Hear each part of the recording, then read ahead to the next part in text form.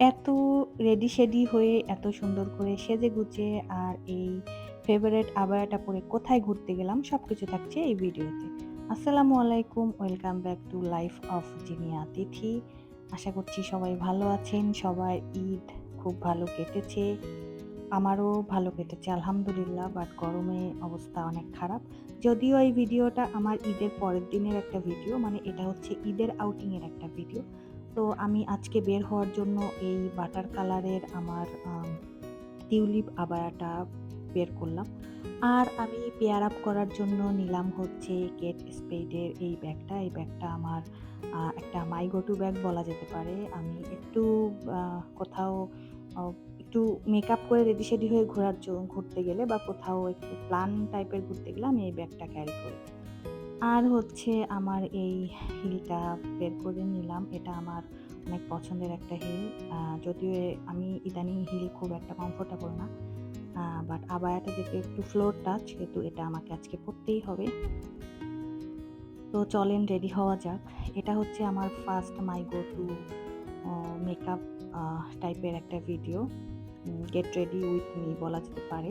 এর আগে আমি কখনো ক্যামেরার সামনে এভাবে মেকআপ করিনি। যদিও আমার মেকআপ প্রসেসটা অনেক সিম্পল। আমি খুবই সিম্পল কয়েকটা স্টেপ ফলো করি। কারণ হচ্ছে আমি খুব একটা ভালো মেকআপ পারি না।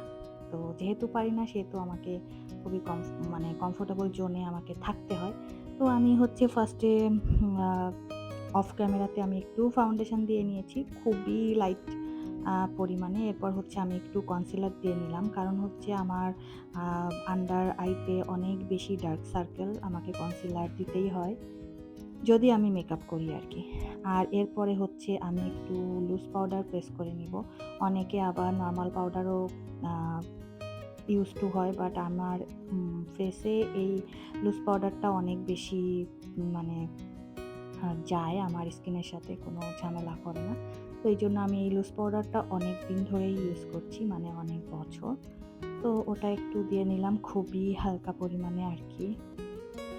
কারণ আমি মেকআপ খুবই লাইট পছন্দ করি। খুব বেশি আ মেকআপ আ দেওয়া হয় না। কারণ আমাকে অনেক বেশি মেকআপে আমাকে মানায়ও না। জানি না কেন, হয়তোবা আমি মেকআপ করতে পারি না, সেজন্যও হতে পারে। ছোটবেলায় ভাবতাম যে ফর্সা মানেই সুন্দর, বাট এখন বুঝি যে সুন্দর মানে হচ্ছে ক্লিয়ার একটা স্কিন, যেখানে কোনো স্পট থাকবে না, পিম্পল থাকবে না, পিগমেন্টেশন থাকবে না। একদম স্কিন টোন যেটাই হোক সেটা ক্লিয়ার হতে হবে। আর এখন আমি দিয়ে নিচ্ছি হচ্ছে আমার মোস্ট ফেভারিট একটা পার্ট, সেটা হচ্ছে ব্লাশ।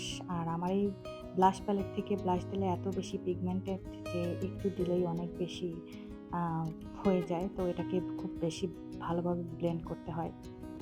ব্লেন্ড করতেই হয় অনেক টাইম নিয়ে। আর ব্লাশ হচ্ছে যত বেশি ভালো ব্লেন্ড করা হবে তত বেশি সুন্দর লাগে আরকি।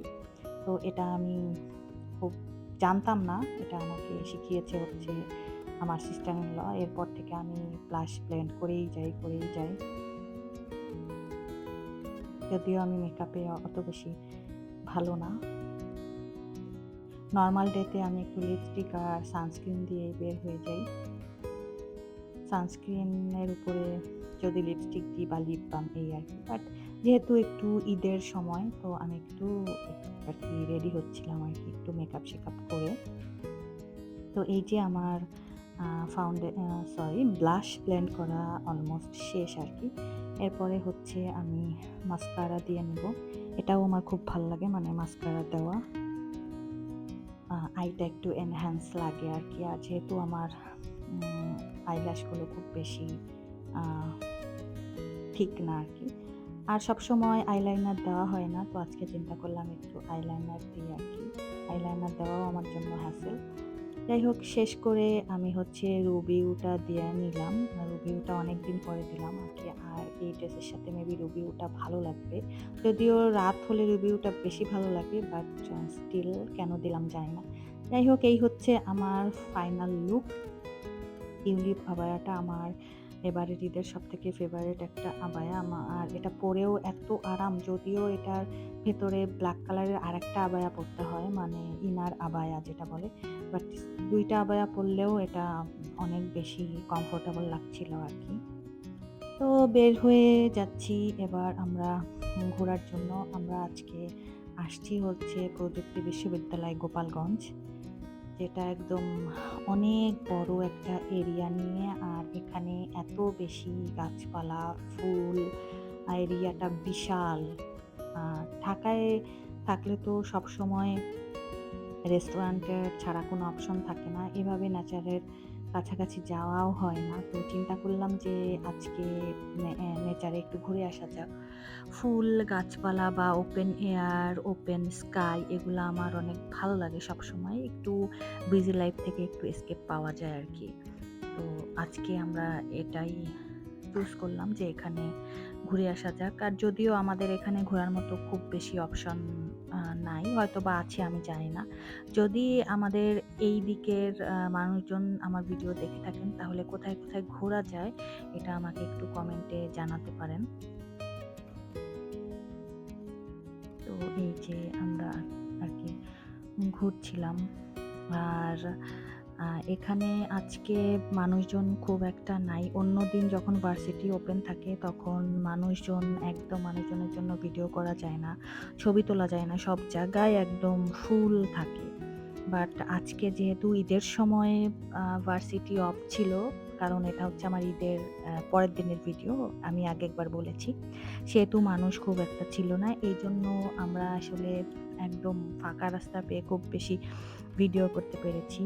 আর যেটা পেরেছি সেটা হচ্ছে এই যে একদম ফুলের কাছাকাছি আরকি খুব ভালো অনেক ফুল দেখেছি আরকি। এই ভার্সিটির ভিসি মনে হয় ফুল খুব পছন্দ করেন। তাই বিভিন্ন রকমের ফুল দিয়ে এই ভার্সিটিটা একদম ফুল লাগানো অনেক, অনেক ধরনের। আর একটা উম আইটেমের ফুলের অনেক ধরনের কালার আছে, মানে ৩-৪ টা কালার আছে। তো এই আরকি অনেকদিন পর এত ফ্লাওয়ার দেখে মানে পাগল হয়ে যাওয়ার অবস্থা।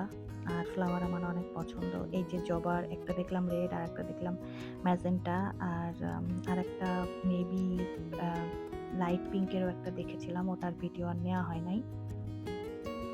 এই তো। আর এই ফ্লাওয়ারটা আমার কাছে খুবই ভালো লেগেছে। ল্যাভেন্ডার কালারের একটা ফ্লাওয়ার। এটাকে দেখতে মনে হচ্ছে যে ওয়াইল্ড ফ্লাওয়ার, বাট এটা আম একটা প্লান্টস প্ল্যান করে লাগানো আরকি। এটা ওয়াইল্ড ফ্লাওয়ার না, বাট দেখতে একদম ছোট, ছোট ওয়াইল্ড ফ্লাওয়ারের মতো আরকি। তো এই গাছটা আমার অনেক ভালো লেগেছে। বাট এখানে ফুল ছাড়া একদম নিষেধ। যদিও ইচ্ছা হচ্ছিল অনেক, মানে একটু ছিঁড়ে ফেলি কিছু, বাট এখানে যেহেতু নিষেধ, ধরতে পারলে একদম কান ধরে ভিসির কাছে নিয়ে যাবে এরকম আমি শুনেছি। আর এটা হচ্ছে আমার ভিডিওর একটা ক্যান্ডিড মোমেন্ট। আমি যখন ফ্লাওয়ারের ভিডিও বা ছবি তুলছিলাম তখন অন্য ক্যামেরা দিয়ে আমারও ভিডিও করা হচ্ছিল আরকি। তো এটা আমার কাছে একটা নাইস মোমেন্ট ছিল। পরে আমি দেখলাম আরকি। আর এখানে আরেকটা জিনিস দেখলাম সেটা হচ্ছে সানফ্লাওয়ার। বাট সানফ্লাওয়ারগুলো খুব বেশি ফ্রেশ ছিল না। কারণ সানফ্লাওয়ারের আম সিজন টাইম অলরেডি শেষ, অলমোস্ট শেষ আরকি। আ অনেক আগেই এটা হয়ে আরকি মরেও গিয়েছে বা তোলা হয়ে গিয়েছে। কিছু, কিছু এখানে ছিল, বাট আমরা এখন কাছ থেকে যেহেতু দেখতে পেরেছি। আর সানফ্লাওয়ার কিন্তু অনেক সুন্দর একটা ফ্লাওয়ার। এটা কিন্তু ভালোই লাগে আরকি। ঢাকায় তো সেলও হয় বিভিন্ন ফ্লাওয়ার শপে। আর এই ভার্সিটির এরিয়াটা এত বিশাল, মানে দেখে শেষ করা যায় না আরকি। আর এখানে একটা আর্টিফিশিয়াল আ লেক অর পন্ড যেটাই ছিল আরকি। আম ওটাও সুন্দর ছিল। অন্যদিন এই জায়গাটায় এত বেশি লোক থাকে, বাট আজকে একদম ফাঁকা ছিল। এজন্যই মন মতো একদম সুন্দর করে ব্যাক ক্যামেরায়, তারপরে হচ্ছে ফ্রন্ট ক্যামেরায়, মানে খুব বেশি নিজেকে ভিডিও, ফুল, লতাপাতা সবকিছু ভিডিও করতে পেরেছি। কিন্তু যদি অনেক বেশি মানুষ থাকতো তাহলে হয়তোবা এত ভিডিও করতে পারতাম না। তো ভিডিও করতে, করতে একদম সন্ধ্যা হয়ে যাচ্ছিল আরকি। কারণ আমরা বের হয়েছিলাম আসরের নামাজ পড়ে, আর এখন প্রায় মাগরিব হয়ে যাচ্ছে। এখন বাসায় যাবার পালা। আমরা এখানে ফুচকা খাবো এরকম প্ল্যান ছিল, বাট যেহেতু ভার্সিটি অফ, ফুচকা মামারাও এখানে আজকে বসে নাই। তো যাই হোক, এখন বাসায় যেতে হবে।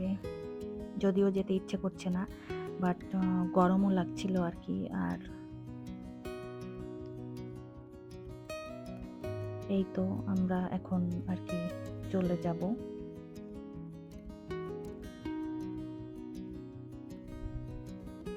তো এখান থেকে আমরা হচ্ছে একটা জায়গায় গেলাম যেখানে ফুচকা পাওয়া যায়। তো এখানে এসে দেখলাম যে জানতাম যে এখানে ফুচকা পাওয়া যায়।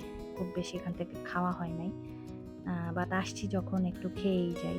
তো এখানে এসে আমরা ফুচকা খেতে এসে আমার বান্ধবীর সাথে দেখা হয়ে গেল। ওর আরো অনেকজন এসেছিল আরকি, ওর বাচ্চা সহ।